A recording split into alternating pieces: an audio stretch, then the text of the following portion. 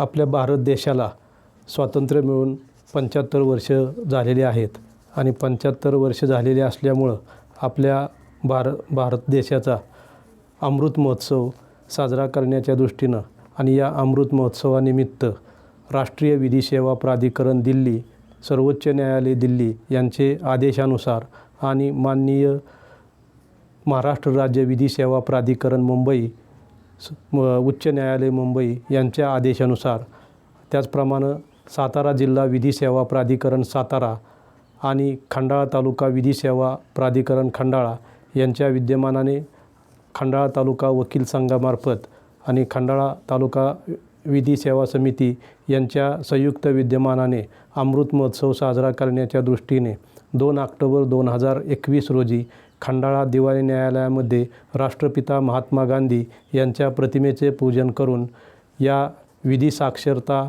मेळाव्याला आणि अमृत महोत्सवाच्या कार्यक्रमाला सुरुवात करण्यात आली. हा अमृत महोत्सवाचा कार्यक्रम 2 ऑक्टोबर 2021 ते 14 नोव्हेंबर 2021 पर्यंत आयोजित केलेला आहे. त्यानिमित्तानं खंडाळा न्यायालयामध्ये 2 ऑक्टोबरला राष्ट्रपिता महात्मा गांधी यांच्या प्रतिमेचं पूजन करून खंडाळा न्यायालयातील ज्येष्ठ विधिज्ञ ॲडव्होकेट ID खान यांनी राष्ट्रपिता महात्मा गांधींबाबत मनोगत व्यक्त केले आणि राष्ट्रीय विधी सेवा समिती, राष्ट्रीय विधी सेवा प्राधिकरण यांच्या कार्याची आणि यांच्या सेवा सुविधांची माहिती खंडाळा न्यायालयामध्ये ॲडव्होकेट ID खान यांनी दिलेली आहे. त्यानंतर 3 ऑक्टोबरला परिपत्रकाचं वाटप खंडाळा येथे विधी सेविका यांच्यामार्फत करण्यात आलेलं आहे. त्यानंतर 4 ऑक्टोबरला आमच्या खंडाळा तालुक्यातील वाण्याची वाडी या गावामध्ये महाराष्ट्र राज्य विधी सेवा प्राधिकरण यांची माहिती याबाबत मार्गदर्शन करण्यात आलं आणि ग्रामस्थांना महाराष्ट्र राज्य विधी सेवा प्राधिकरणाची कार्याविषयीची परिपत्रकाचं वाटप करण्यात आलं. त्यानंतर 5 ऑक्टोबर 2021 रोजी पंचायत समिती खंडाळा येथे विधी सेवा समितीची माहिती आणि विधी सेवा समितीची कार्य याबाबत मार्गदर्शन करण्यात आलं. त्यानंतर 7 ऑक्टोबर रोजी तहसीलदार कार्यालय खंडाळा या ठिकाणी केंद्र शासनाच्या योजनांची माहिती देण्याचं मार्गदर्शन विधी सेवा समितीमार्फत करण्यात आलं. त्यानंतर 8 ऑक्टोबर रोजी महाराष्ट्र राज्य विधी सेवा प्राधिकरणाची माहिती आणि तुरुंगातील कायद्यांचे अधिकार याबाबतचं बहुमोल असं मार्गदर्शन या अमृत महोत्सवानिमित्तच्या कार्यक्रमाच्या निमित्ताने करण्यात आलेलं आहे. त्यानंतर 9 ऑक्टोबर रोजी खंडाळा येथील न्यायालयामध्ये खंडाळा न्यायालयातील ज्येष्ठ विधिज्ञ यांनी ज्येष्ठ नागरिकांचे हक्क आणि अधिकार यावरती माहिती ज्येष्ठ नागरिकांना दिलेली आहे. त्यानंतर 10 ऑक्टोबर 2021 रोजी मानसिक विकलांगता या विषयावरती खंडाळा ग्रामीण रुग्णालय खंडाळा येथे खंडाळा ग्रामीण रुग्णालयातील वैद्यकीय अधिकारी आणि डॉक्टर धायगुडे यांनी मार्गदर्शन केलेलं आहे. त्यानंतर 11 ऑक्टोबर रोजी खंडाळा ते लोणंद बाईक रॅलीचं आयोजन करण्यात आलेलं होतं. या बाईक रॅलीचं उद्घाटन सातारा जिल्हा विधी सेवा समिती साताराचे सचिव आदरणीय जाधव मॅडम यांच्या हस्ते करण्यात आलं. त्यानंतर खंडाळा येथून बाईक रॅलीने सन्माननीय न्यायाधीश, सर्व विधिज्ञ आणि कर्मचारी हे लोणंद येथे बाईक रॅलीने गेले. जात असताना आहिरे, खेड बुद्रुक या गावांमध्ये या विधी सेवा समितीच्या कार्याची माहिती सांगणारी परिपत्रके वाटण्यात आली. त्यानंतर लोणंद येथे लोणंद नगरपंचायतीच्या हॉलमध्ये डॉक्टर शिवदे यांनी इनरव्हील क्लब यांच्या माध्यमातून बेटी बचाओ बेटी पढाओ या विषयावर डॉक्टर शिवदे यांनी या अमृत महोत्सवी कार्यक्रमानिमित्त बहुमोल असं मार्गदर्शन केलेलं आहे. त्यानंतर 12 ऑक्टोबर 2021 रोजी महिलांवरील लैंगिक अत्याचार व त्यांचे कायदेविषयक अधिकार यावर शिवाजीनगर येथे मार्गदर्शन खंडाळ्यातील विधिज्ञांनी केलेलं आहे आणि त्यानिमित्त परिपत्रकं वाटण्यात आलेली आहेत. तसेच 13 ऑक्टोबर रोजी नायगाव येथे आदरणीय खंडाळा तालुक्याचे न्यायाधीश चव्हाणसाहेब यांच्यासह खंडाळा न्यायालयातील विधिज्ञांनी सावित्रीबाई फुले यांच्या स्मारकाची दर्शन घेऊन नायगाव येथे खंडाळा न्यायालयातील विधिज्ञांनी पथनाट्य सादर करून पथनाट्याच्या माध्यमातून लोकांमध्ये विधी सेवे समितीची माहिती पुरवण्याची आणि कायद्याविषयी माहिती पुरवण्याची जनजागृती करण्याचं काम केलेलं आहे. त्याच दिवशी आदरणीय चव्हाणसाहेब यांनी नायगाव येथे मुलांचे शिक्षण, महिलांचे अधिकार यावरती बहुमूल्य असं मार्गदर्शन करून पथनाट्यातून या कार्यक्रमाची नायगाव येथे सांगता करण्यात आली. त्यानंतर 14 ऑक्टोबर रोजी सुखेड येथे राष्ट्रीय विधी सेवा प्राधिकरण यांच्या योजनांविषयीची माहिती आणि परिपत्रकं देण्यात आली. त्यानंतर 15 ऑक्टोबर रोजी बावडा येथे विधी सेवा समितीची माहिती देणारी परिपत्रके वाटप करण्यात आली. त्यानंतर 17 ऑक्टोबर रोजी अंदोरी या गावी असंघटित कामगार यांना कायदेविषयक मार्गदर्शन आणि त्यांच्या हक्कांविषयीची माहिती देण्यात आली. त्यानंतर 18 ऑक्टोबर रोजी खंडाळा येथे विधी सेवा समितीची माहिती देणारी परिपत्रके खंडाळा येथील विधी सेविकांमार्फत वाटप करण्यात आले. त्याचप्रमाणे 19 ऑक्टोबर रोजी खंडाळा तालुक्यातील बोरी या गावी विधी सेवा समितीच्या माहिती देणारी परिपत्रके खंडाळ्यातील विधिज्ञांनी वाटप केले. त्यानंतर 20 ऑक्टोबर रोजी विंग येथे ॲसिड हल्ला झालेल्या पीडितांना कायदेविषयक मार्गदर्शन आणि सेवा सुविधांची माहिती खंडाळा न्यायालयातील विधिज्ञांनी दिलेली आहे. त्यानंतर 22 ऑक्टोबर रोजी राजेंद्र विद्यालय खंडाळा येथे मुलांचे संरक्षण कायदा या विषयावर खंडाळा न्यायालयातील विधिज्ञांनी मार्गदर्शन केलेलं आहे. त्याचप्रमाणे 23 ऑक्टोबर रोजी आजनूज या गावी दारिद्र्य निर्मूलन या विषयावर ज्येष्ठ विधिज्ञ ॲडव्होकेट गाडवे यांनी उपस्थितांना मार्गदर्शन करून त्या ठिकाणी कायद्याची माहिती आणि सेवा समितीची माहिती पुरवणारी परिपत्रके वाटप करण्यात आलेली आहेत. त्यानंतर 24 ऑक्टोबर रोजी आसवली येथे विधी सेवा समितीची माहिती देणारे परिपत्रक वाटप करण्यात आलेले आहेत. त्यानंतर 25 ऑक्टोबर रोजी दिवाणी न्यायालय खंडाळा येथे विधी साक्षरता यावर मार्गदर्शन करण्यात आलेले आहे. त्यानंतर 26 ऑक्टोबर रोजी दाहोडवाडी येथे विधी साक्षरता यावर मार्गदर्शन करण्यात आलेले आहे. त्यानंतर 27 ऑक्टोबर रोजी सुखेड येथे नागरिकांचे हक्क या विषयावर मार्गदर्शन करण्यात आलेले आहे.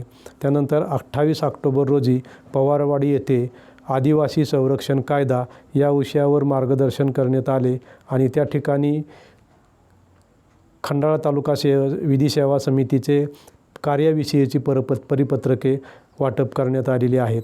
त्यानंतर 30 ऑक्टोबर रोजी धनगरवाडी येथे अंमली पदार्थांचे सेवनाचे दुष्परिणाम या विषयावरती मार्गदर्शन करण्यात आलेले आहे. आणि त्यानंतर 31 ऑक्टोबर रोजी बोहळी येथे विधी सेवा समितीची माहिती देणारी परिपत्रके विधिज्ञांमार्फत आणि विधी सेविकांमार्फत वाटप करण्यात आलेली आहेत. त्यानंतर पुन्हा येथून पुढे 3 नोव्हेंबरला भादवडे या गावी विधी स्वयंसेविकांचे मार्फत विधी सेवा समितीची माहिती देणारी परिपत्रके वाटप करण्यात येणार आहेत. त्याचप्रमाणे 4 नोव्हेंबर रोजीही हारळी तालुका खंडाळा येथे राष्ट्रीय विधी सेवा प्राधिकरणाची माहिती देणारी विधी सेवा समितीची परिपत्रके यांचे वाटप करण्यात येणार आहे. त्याचप्रमाणे 9 नोव्हेंबर रोजीही खंडाळा न्यायालयातून खंडाळा, आजनूज, आसवली, लोहम, जगलवडी, कर्णवडी, मिरजेवाडी, मिरजे, शिरवळ अशी बाईक रॅली काढण्यात येणार आहे. आणि या बाईक रॅलीच्या माध्यमातून लोकांपर्यंत कायद्याविषयीची माहिती आणि विधी सेवा समितीच्या कार्यांविषयीची माहिती आणि परिपत्रकाचे वाटप करण्याचं काम केलं जाणार आहे. मिरजेवाडी येथे पथनाट्याच्या माध्यमातून कायद्याविषयक माहिती आणि प्रबोधन करण्याचं काम केलं जाणार आहे. त्याचप्रमाणे मिरजेवाडी येथे खंडाळा न्यायालयातील विधिज्ञ कायद्याविषयी माहिती पुरवणार आहेत. त्यानंतर बाईक रॅलीचं समारोप खंडाळा न्यायालयाच्या आवारात करण्यात येणार आहे.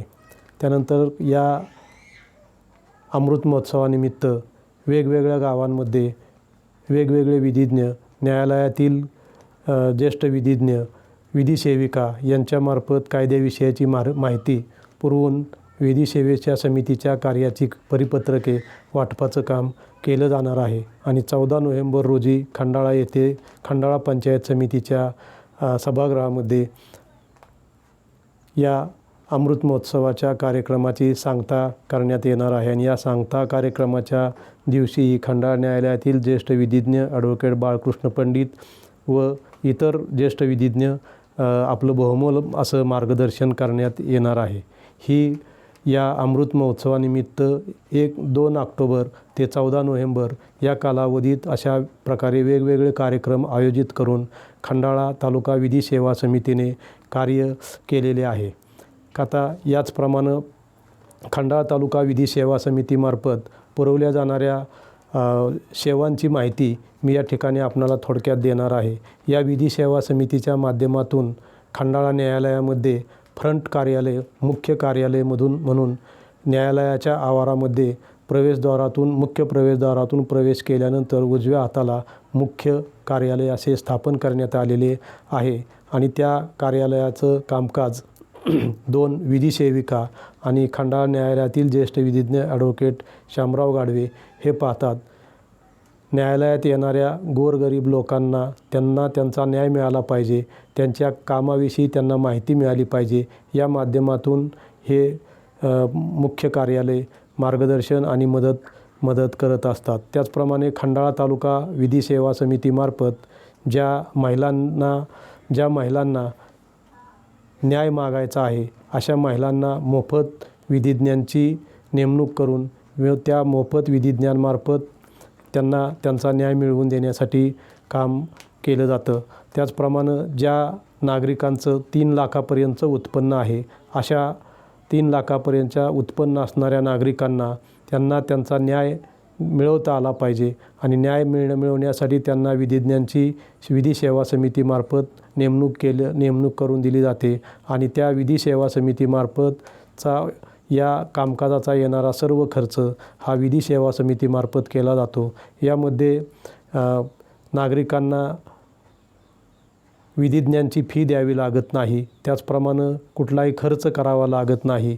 या केसेसचा जो खर्च आहे तो विधी सेवा समितीमार्फत टायपिंग असेल, तिकीट असेल किंवा साक्षी भत्ता असेल, हा जो खर्च आहे हा विधी सेवा समितीमार्फत केला जातो. त्याचप्रमाणे या विधी सेवा समितीमार्फत गरजूंना, दारिद्र्य रेषेखालील लोकांना, दुर्बल लोकांना न्याय मिळावा या दृष्टिकोनातून सातत्याने मार्गदर्शन करून त्यांना न्याय मिळवून देण्याचं काम केलं जात आहे. या विधी सेवा समितीच्या कार्याची माहिती आम्ही वेगवेगळ्या गावांमध्ये जाऊन दिलेली आहेच. आपणही सर्वांनी या विधी सेवा समितीच्या कार्यालयाशी संपर्क साधून आपल्या न्यायालयातील असणाऱ्या प्रकरणांची लवकरात लवकर निर्गती करण्याच्या दृष्टीनं आणि न्याय मिळवण्याच्या दृष्टीने प्रयत्न करणं आवश्यक व जरुरीचं आहे. त्याचप्रमाणे या विधी सेवा समितीच्या माध्यमातून न्यायालयामध्ये प्रलंबित असलेल्या प्रकरणांमध्ये व पक्षकारांमध्ये लवकरात लवकर समेट घडवून त्या लोकांना मध्यस्थामार्फत न्याय मिळवून देण्याचं काम या विधी सेवा समितीमार्फत केलं जातं. त्याचप्रमाणे मध्यस्थमार्फत आपल्या प्रकरणाचा निपटारा केल्यानं या पक्षकारांचा जो वेळ वाया जाणार आहे तो वेळ वाचणार आहे. त्याचप्रमाणे पक्षकारांचा होणारा खर्च वाचणार आहे आणि दोघांमधील वाद आपापसातील समेटाने मध्यस्थांमार्फत मिटवल्यामुळं वितुष्ट जे निर्माण होणार असते ते संपुष्टात येणार आहे. त्यामुळं सर्व नागरिकांनी या विधी सेवा समितीच्या कार्याची माहिती घेऊन त्याचा लाभ घ्यावा अशी मी सर्वांना या विधी सेवा समितीमार्फत विनंती करतो. मला या विधी सेवा समितीमार्फत नवांकुर चॅनलवरती विधी सेवा समितीची माहिती आणि विधी सेवा समितीच्या कार्याबाबतची माहिती आणि वर्ष साजरं करत असताना केले जाणाऱ्या कार्यक्रमांची माहिती देण्यासाठी खंडाळा न्यायालयाचे प्रमुख न्यायाधीश आदरणीय चव्हाण साहेब यांनी संधी दिली.